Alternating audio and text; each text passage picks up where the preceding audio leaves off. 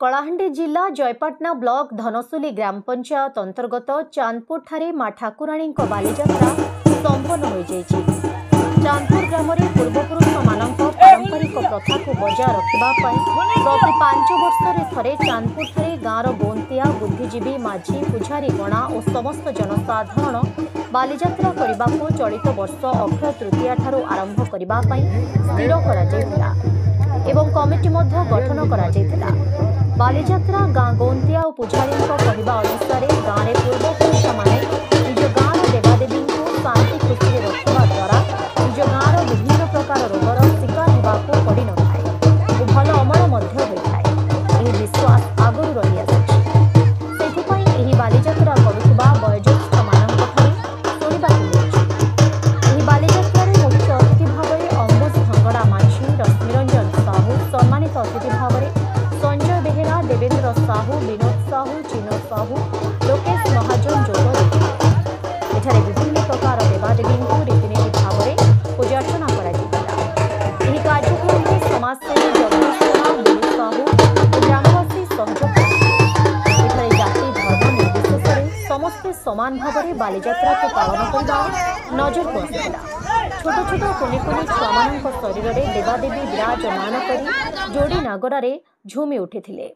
सेही कुनि कुनि देवादेवी सतरे आम देवादेवी केते सत्य और प्रखर बोली मनरे जागृत होइथाए। एहाकु ही कुहा जाय आशा और विश्वासर बालीजात्रा। आमर अंचल रे आदिवासी अंचल आमर अंचल ये अंचल रे बालीजात्रा ई गाँ का जे प्रति 5 वर्ष रे थरे गाँव सब लोग एकता ही करी बहुत सुंदर आडंबर सहित गोटे देवादेवी पर्वपर्वाणी हिसाब से बालीजात्रा कराई प्रति 5 वर्ष रे थोड़ा कराई गाँव सब देवादेवी के आह्वान करी बालीजात्रा हेसी आउ इने गाँव जिते लोग अच्छा सब सहयोग करी गोटे परंपरा बजाई रखुच। तो सर लोग केते उत्साहित अच्छा सर लोग तो गाँव गोटे चांदपुर गोटे गाँ है छुटिया गाँ गोटे से देखले बहुत माने पूरा मन भर बहुत खुशी रे श्रद्धा रे आनंद उल्लास उत्साहित कर दिन राति परिश्रम करी छोट छोट कुनी छुआ मैंने झील मैंने माँ मैंने समस्ते इन उपस्थित थे आपण मैंने भी देखिए बहुत उत्साहित सहित दिन राति चली। तो आपण जेन आसिक जगार उपस्थित थे क्या फिल कले आज आमके जगह डाकले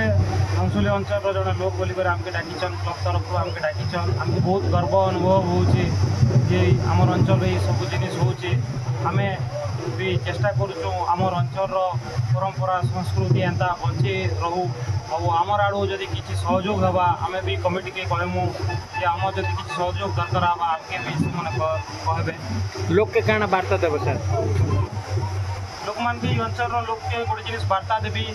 से जेन हिसाब से चली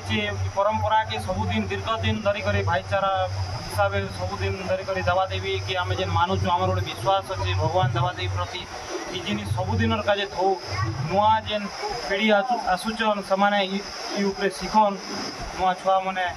शिखिक आगे जनता कि परंपरा के बजाई रखबे। मोर नाम अंबुज कुमार धारा माझी जड़े साधारण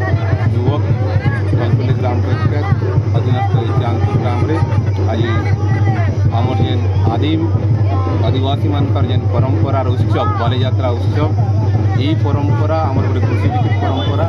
जिते बेले अक्षय तृतीय आम मठी अनुकूल हेसी चाषी मैंने बहुत खुशी मन रे एमती अनेक गुड़ाए पर्व पालन कर आसन सेंता आमर चांदपुर माटी ने ये माटी हूँ गोटे आदिवासी माटी इन गुरमाई दिशारी जानी इमन द्वारा आमर जेन प्रकृति माटी सब बेले पूजा ही आसचे तांकर अत्यधिक साधना बल रे आमर अंचल सब बेले खुशी ने रोचे माँ आशीर्वाद बाबा भीमकर आशीर्वाद रे ये जिन अंचल सब बेले एमती खुशी ने रहू एमती पर्वपर्वाणी सब बेले अनुष्ठित होता चांदपुर आमर जेन गाँ अच्छे तरफ अनेक अनेक शुभेच्छा एवं अभिनंदन जनाऊँ। लोक केते उत्साहित अच्छा आज्ञा बहुत उत्साहित अच्छे माने जेहेतु यहाँ गोटे आदिवासी अंचल है इन जिते आदिवासी परंपरार कथा कह जाऊे आम जो पर्वपर्वाणी कथा कहमा बोले आदिवासी मानकर गोटे अनन्य परंपरा होची बालीजात्रा सब तांका खुशी मन ने देखुथिबो पचाड़े केते आनंद उल्लास भाव रे माने ई पर्व के पालन करूछन।